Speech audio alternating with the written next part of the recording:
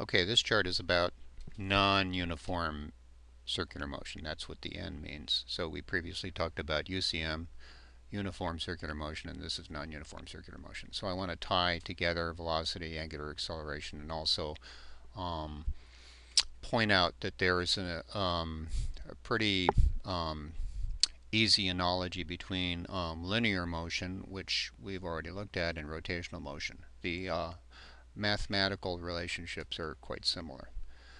So first of all, let's start with a particle moving on a circle. So the particle is still moving on a circle. It has that similarity with UCM, but now the omega, the angular velocity, is not constant. It changes, and so that results from the fact that the acceleration is now not purely radial. It's pointing at some um, angle inward like this, and that means that one can always break it into a radial component. It has to have a radial component to an inward radial component, more specifically, to keep it on the circle. And as you can see from the drawing here, there's also a component of the acceleration parallel to the velocity. And so to say it differently, there's a component parallel to and perpendicular to the velocity. And so those are referred to as a vector sub r meaning radial, and a vector sub t meaning tangential. So omega is still equal to d theta dt. Rads per second, but now since omega is not constant, you can differentiate it again and not get 0. Alpha is equal to d omega dt, and that has the standard units are rads per second squared. The velocity, as before, is equal to r times omega, but before the the tangential acceleration was 0 because the speed was constant, but now the speed isn't constant because of this component of a sub t here, the component of the acceleration parallel to v. And so mathematically the tangential acceleration is equal to the radius times the angular acceleration. And this is going to be rads per second squared, and this is going to be meters. And so the rads disappear when they come in combination with other units, in particular linear units. And so the dimensions for a sub t are, as you would expect, meters per second squared. So let's also highlight this similarity I was alluding to between linear and rotational kinematic equations with constant acceleration. And so I'm not going to reread the linear ones to you, but the analog of the first one in rotational form is this one. And so linear velocity gets replaced with angular velocity.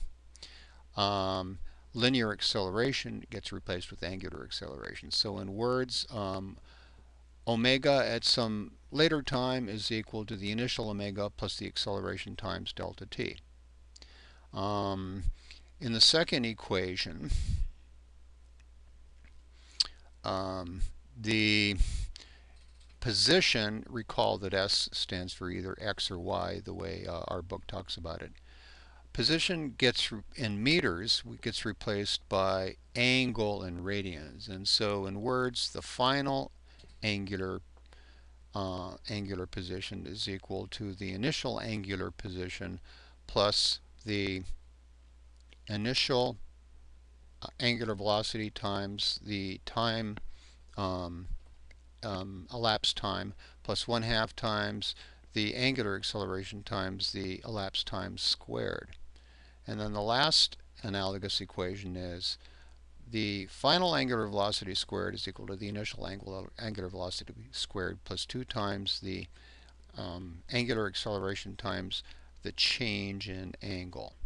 And you do have to be careful now when you use these equations this in units, and the safe thing to do is to always use rads and then translate back and forth as needed.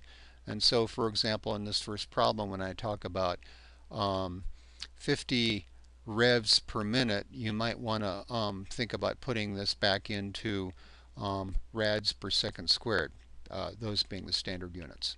Okay, so as usual, I do have a series of questions that I would like you to think about after reading through and understanding this chart, and it has to do with a 20 centimeter diameter wheel.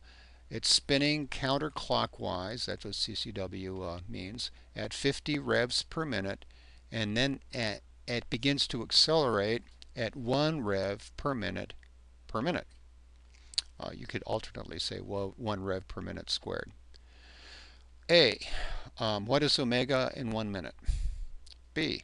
During this 1 minute time, how many revs does the wheel make? C. What is omega after the wheel has turned 100 revs? D. What is a sub t? That would be the tangential acceleration. And E.